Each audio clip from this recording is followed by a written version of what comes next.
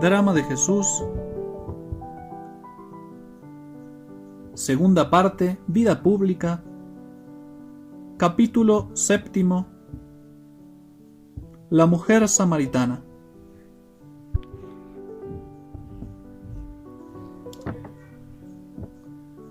Habíamos visto que, habiendo oído Jesús que Juan había sido encarcelado, se retiró a la Galilea. Si imaginamos a la Palestina como un gran semáforo dividido en 3 regiones según cada color del semáforo, el color rojo corresponde a la Galilea al norte, el color amarillo a la Samaria y el color verde a la Judea al sur. Jesús estaba en la Judea bautizando cuando decidió dirigirse a la Galilea, y para ello el camino más recto atravesaba la Samaria. Solían los judíos dar un considerable rodeo para evitar las vejaciones y molestias que les reservaban de ordinario los samaritanos al transitar por su territorio. Jesús varias veces dio este rodeo en sus peregrinaciones, pero en este caso prefirió tomar el camino más corto, que va directamente de sur a norte, atravesando la Samaria. Al segundo día probablemente de su viaje, después de fatigoso caminar por ásperos caminos, frecuentemente subida y bajada, llegó en compañía de sus fieles discípulos al corazón del país samaritano. Y estaba allí la fuente de Jacob, y Jesús, cansado del camino, estaba allí sentado sobre la fuente. Era la hora del mediodía. El escenario donde estaba el Salvador era realmente bello. Es un valle entre 2 montes, el Ebal y el Garizim. La desnudez casi completa de estas 2 montañas, relativamente gigantescas, hace resaltar mejor el esplendoroso verde de este vallecito regado por abundantes fuentes. Camina uno a la sombra del follaje a lo largo de aguas vivas, encantado por las melodías de multitud de pajarillos. En los huertos y vergeles que rodean a la ciudad hay una vegetación exuberante. Los discípulos habían ido a la ciudad, cercana al pozo, para comprar alimento. Había quedado Jesús completamente solo. Probable es que Juan, convertido ya en amigo especialísimo de Jesús, se hubiese quedado con el amado Maestro. Eso explicaría la índole tan animada y minuciosa de la narración. De improviso, por el sendero que conducía al pozo, llegó una mujer, joven aún, que con un ánfora de barro sobre la cabeza o sobre el hombro, venía a renovar su provisión de agua. Venía a la hora de la comida principal del día, al mediodía. Provista de una larga cuerda que hizo deslizar a lo largo del pozo, pronto llenó su cántaro. Jesús le habló entonces diciendo: «Dame de beber». Estaba realmente sediento después de un largo y penoso viaje, pero ante todas las cosas tenía sed de aquella alma tristemente extraviada por la senda del mal y a la que ardientemente deseaba traer a mejores sentimientos. «Dame de beber», responde la mujer llena de extrañeza. «¿Cómo tú, siendo judío, me pides de beber a mí, que soy mujer samaritana?» Había distinguido la nacionalidad de nuestro Señor, su modo de vestir, o quizás su pronunciación, le habían señalado. Los samaritanos pronunciaban de modo diverso. Esta admiración provenía de que los judíos no tenían trato, es decir, no tenían trato amistoso y familiar con los habitantes de Samaria. A tanto llegó la mutua rivalidad de ambos pueblos que tiempo después no podía un judío comer el pan ni beber el vino de los samaritanos sin contraer impureza legal. Esta aversión se remontaba al tiempo ya lejano en que el rey de Asiria, Sargón, después de haberse apoderado del país y haber deportado una gran parte de los habitantes a las provincias orientales de su imperio, instaló en su lugar otros prisioneros traídos, según leemos en el libro de los reyes, de Babilonia, y de Cuta, y de Abot, y de Mat, y de Sepharvaim, es decir, paganos. Esta mezcolanza, a la que se juntaron más tarde judíos apóstatas, constituyó gradualmente la nación samaritana, cuya religión, ecléctica al principio, adoptó después ciertas formas que se aproximaban al judaísmo. Así es que sus adeptos se atrevían a presentarla como el culto del verdadero Dios. La instalación en la cumbre del Garizim, una de esas montañas que constituían el valle donde estaba la ciudad, la instalación en la cumbre del Garizim de un templo rival al de Jerusalén inflamó todavía más el odio de los judíos, que tenían prohibido adorar en ninguna otra parte que no fuera Jerusalén. Tenía razón de extrañarse la samaritana, pero el Salvador, sin responder directamente a la pregunta, le replicó: si conocieses el don de Dios, y quién es el que te dice dame de beber, tú de cierto le pedirías a él, y él te daría agua viva. Ese don de Dios consistía probablemente en ese regalo que la providencia le hacía de hablar directamente con el Mesías mismo. La expresión agua viva es el agua corriente de los manantiales, en oposición al agua estancada de las cisternas, y tanto más preciada esa agua viva cuanto que en Palestina se la encuentra muy poco. Agua que corre, agua de manantial, de vertiente. Incluso el pozo de Jacob tenía agua viva, porque, aunque estaba en las profundidades, era un manantial subterráneo. En este lugar esta expresión simboliza la abundancia de gracias que el Espíritu Santo difunde en las almas y la vida sobreabundante que Cristo trajo al mundo. Admirada, responde la mujer: Señor, no tienes con qué sacarla y el pozo es hondo. ¿De dónde, pues, tienes el agua viva? No era aún capaz de elevarse, pero sospecha que se halla en presencia de uno que es algo más que los otros judíos.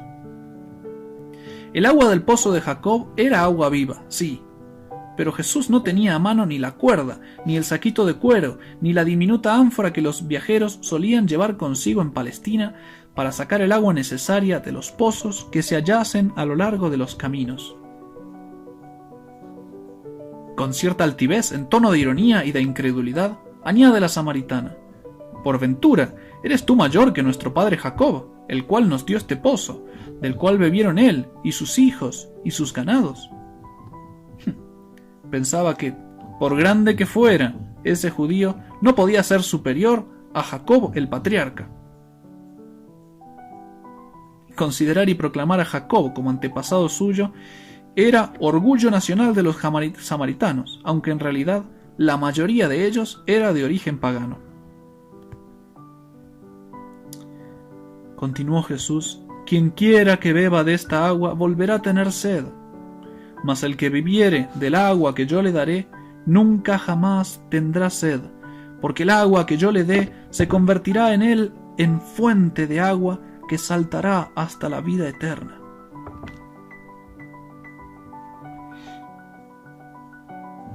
Trata de mostrarle que no habla de aguas naturales, sino sobrenaturales. El agua ordinaria, natural, incluso extraída del pozo de Jacob, no apaga la sed sino por algunas horas. La samaritana misma, con su ánfora, era una prueba manifiesta de ello. Cada día había que volver al pozo. El agua que él va a dar apagará la sed para siempre. Aunque la samaritana no comprendió del todo, estaba convencida ya de que quien le habla tiene un poder superior. Señor, dame de esa agua para que no tenga sed ni venga aquí a sacarla. invertidos los papeles, es ella quien hace a Jesús ahora la demanda.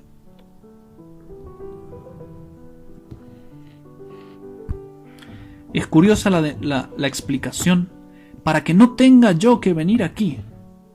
La ciudad de Sicar, donde vivía esa mujer, no solo tiene el pozo que está en las afueras, sino que dentro está rodeada de abundantes manantiales.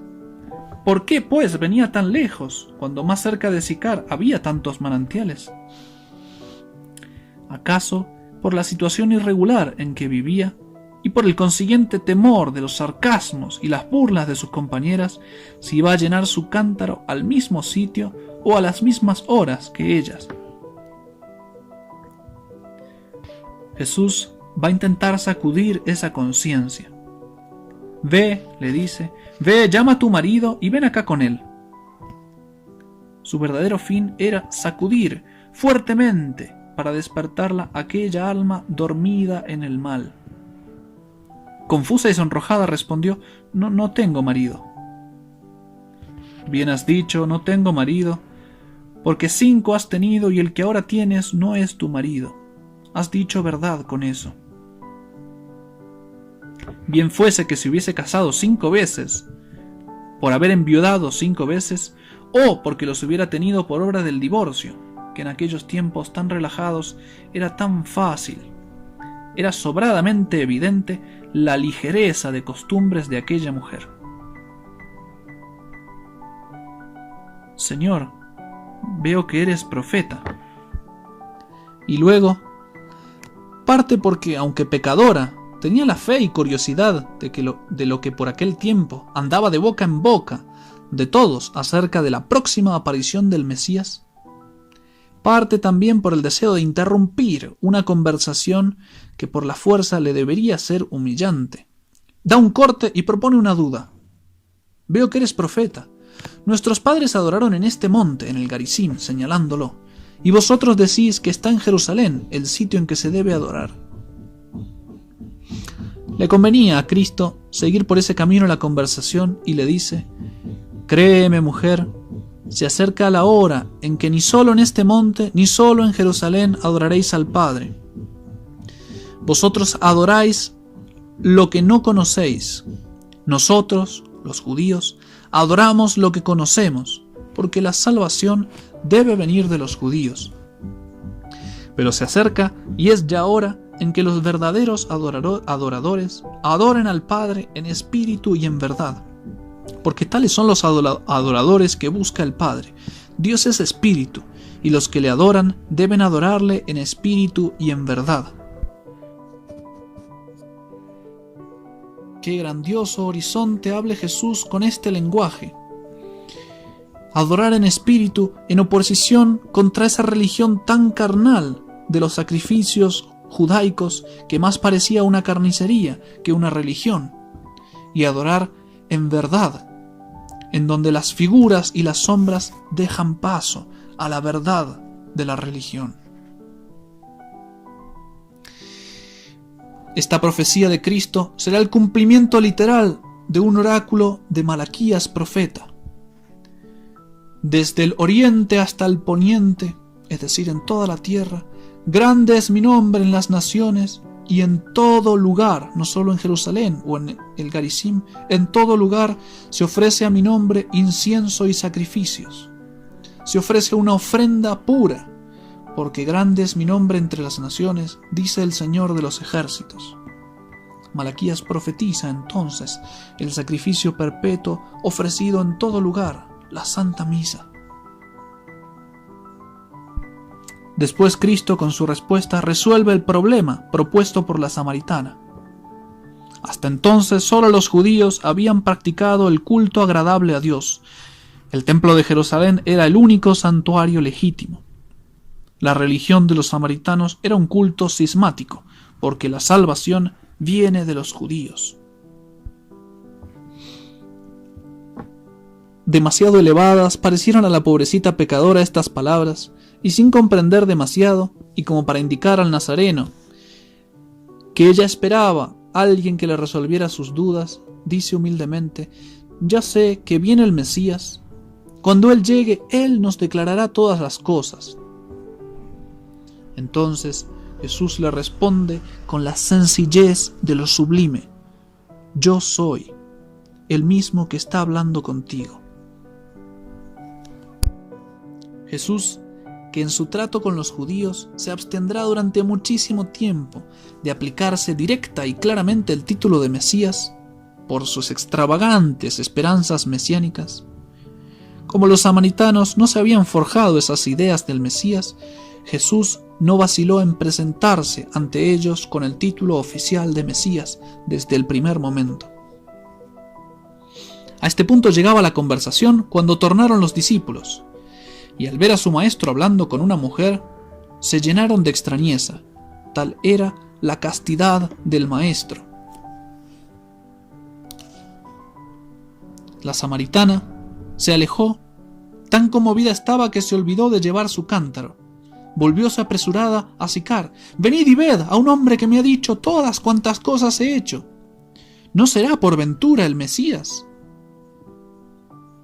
La mayoría de los habitantes de la aldea se encaminaron sin perder momento hacia el pozo de Jacob para ver de cerca al misterioso extranjero. Entretanto, instaban a los discípulos diciendo: «Maestro, come», pues ya habían traído comida de la ciudad. Y les dice él: «Yo tengo para alimentarme un manjar que vosotros no sabéis». Pensaban pues los discípulos unos con otros: ¿ya le habrá dado a otro de comer? Jesús les dijo: «Mi comida, mi alimento, es hacer la voluntad del que me ha enviado y cumplir su obra». ¿No decís vosotros: «Ea, dentro de 4 meses estaremos ya en la siega»? Pues ahora os digo: levantad vuestros ojos, tended la vista por los campos y ved las mieses que ya están blancas y dispuestas para la siega. La mies es la espiga de trigo cuando está gorda, con el fruto ya maduro. Se pone de color blanquecino, pues empieza a secar al sol, y está dispuesta para la siega, es decir, la cosecha. En efecto, se veían ya venir a los samaritanos que salían de Sicar, atraídos y convencidos por la palabra de la mujer del cántaro, arrepentida y convertida por obra de Cristo en predicadora. Y llegados a él, le rogaban que se quedase allí.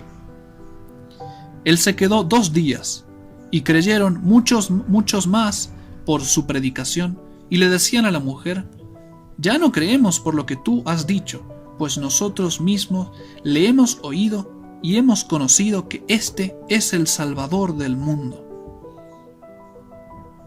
Salvador del mundo, el título propio de Jesús. El nombre Jesús significa Salvador, el título que conquistará con su sangre.